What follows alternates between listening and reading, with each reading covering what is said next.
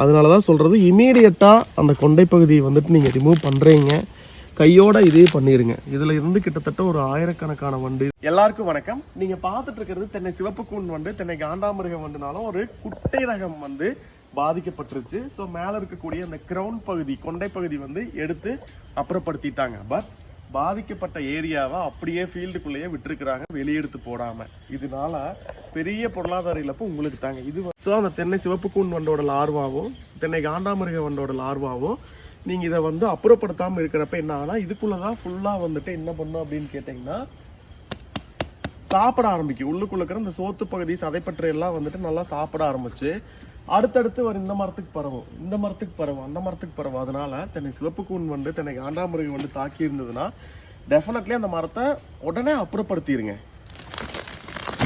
இங்க பாருங்க, இதுக்குள்ள நான் இங்க பாருங்க எத்தனை காண்டாமிருக வண்டருடைய லார்வா இருக்குன்னு பாருங்க, தெரியுதா?